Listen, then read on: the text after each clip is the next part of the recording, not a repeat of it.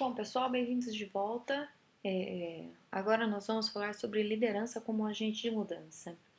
Vamos começar fazendo uma breve análise sobre valores pessoais versus valores organizacionais. Existe um conflito em todas as organizações, das pessoas, sobre os valores organizacionais versus os valores pessoais. Sempre se fala que é importante a contratação e a manutenção de uma equipe que esteja de acordo com os valores organizacionais. Mas também é muito importante que esses valores organizacionais estejam de acordo com os valores da sociedade, para que os valores organizacionais sejam fáceis de ser absorvidos e seguidos pelas pessoas da organização. Sempre vai existir alguma diferença entre valores pessoais e organizacionais. E o líder, ele tem um papel muito importante em explicar e pregar os valores organizacionais para o resto da equipe, para que essa divergência não seja muito grande e não traga muitos problemas em relação aos objetivos e em relação às metas da organização. Os valores organizacionais, eles são sempre uma base para cumprir os objetivos organizacionais. Então, é sempre importante que os valores organizacionais sejam seguidos e a liderança é a peça-chave aí para disseminar esses valores pela organização. Então, a liderança, ela tem o papel de criar objetivos únicos e específicos para toda a equipe, através do uso de valores organizacionais também únicos e específicos para toda a equipe. E como que a gente faz isso?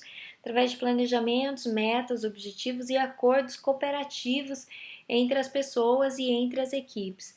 Então, esses planejamentos, metas, objetivos e acordos cooperativos, eles vão dar para os líderes aí a base que se precisa para trabalhar as equipes para que elas consigam todas seguir o mesmo ritmo e manter o sistema seguindo o mesmo caminho. Não manter um sistema com vários subsistemas, cada um seguindo o mesmo caminho, seguindo caminhos diferentes, e tomando decisões diferentes e fazendo com que todo o sistema fique perdido, né? Então, como é que a gente faz? Como é que a gente faz essa mudança? Como é que a gente muda esse sistema para que ele fique aí andando na mesma direção, né? Então, a gente está fazendo um modelo descongelamento, mudança, que é a aprendizagem, o processo de aprendizagem e congelamento. O primeiro processo é o descongelamento. Então, o descongelamento ele vem de um equilíbrio quase estacionário, baseado em um grande campo de mudança e força restritora. Qualquer tentativa de mudança causa adaptação nas forças de equilíbrio. As forças restritoras são defesas psicológicas ou normas reguladoras baseadas na cultura. Então, o que acontece? É um equilíbrio quase estacionário que se diz, é como se está ali a organização. E ele é baseado em adaptações para as mudanças, esse equilíbrio, ele se adapta às mudanças para se manter esse processo do jeito que está, e ele é baseado em forças seletoras. Então, o que é esse grande campo de mudança? Qualquer tentativa de mudança causa adaptação nas forças para o equilíbrio. Então, assim, toda vez que você tenta fazer uma mudança, existe sempre uma adaptação de todos os processos das pessoas para que essa mudança não ocorra,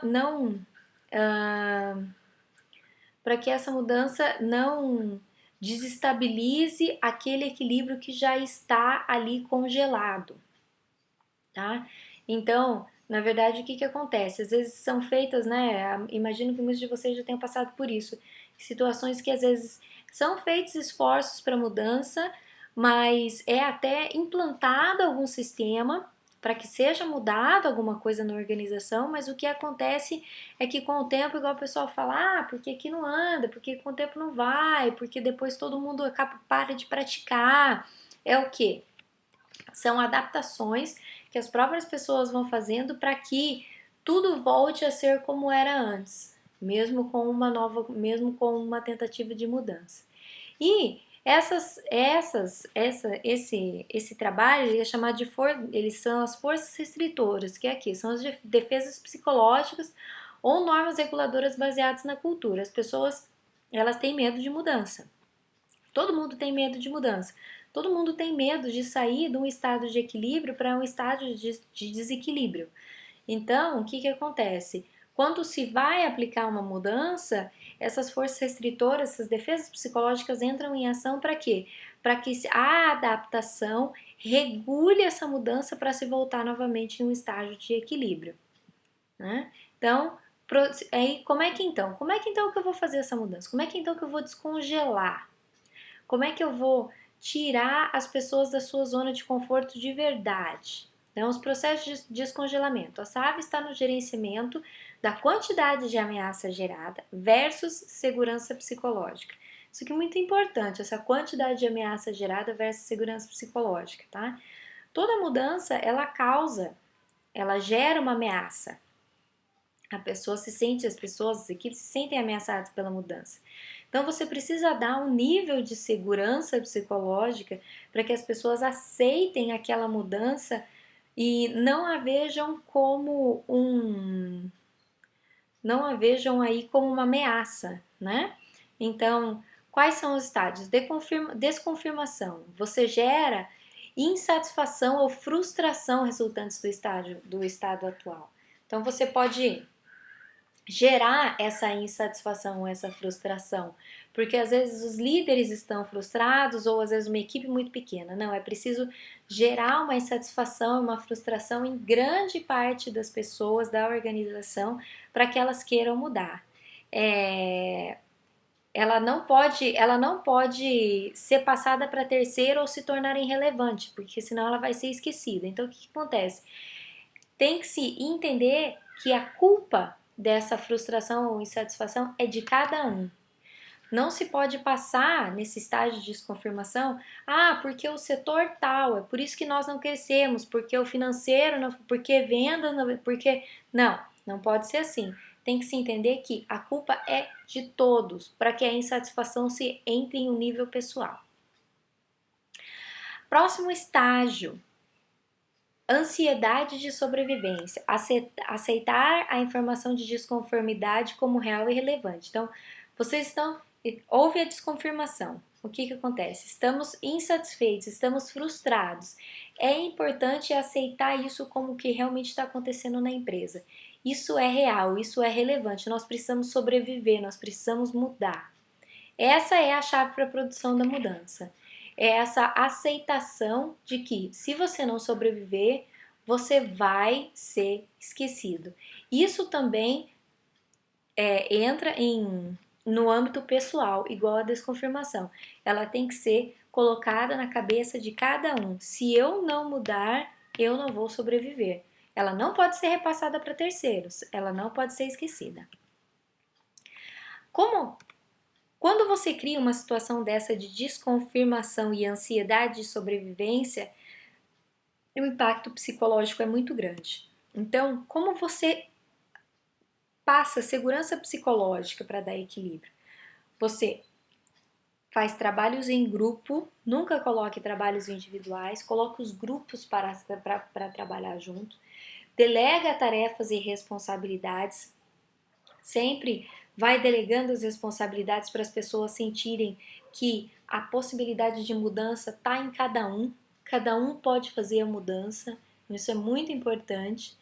Sistemas paralelos na rotina que criam alívio nas pressões de trabalho, então fazer sistemas em que melhorem o dia a dia do trabalho, criando alívio da pressão.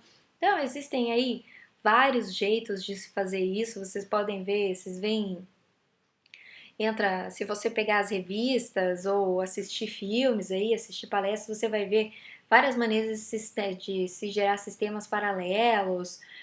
Você pode ver lá no Google as coisas que eles fazem, né? Os sistemas enfim, para tirar o pessoal da rotina. Tem gente que coloca o escritório de maneira diferente, enfim, existem várias maneiras de se fazer isso. para se gerar motivação. Essa motivação ela vai ser gerada através de criar alívio sobre a pressão, não tirar a pressão, criar pequenos pontos de alívio para o pessoal conseguir respirar e delegação de tarefas e responsabilidades. Aí se vem o processo de redefinição cognitiva.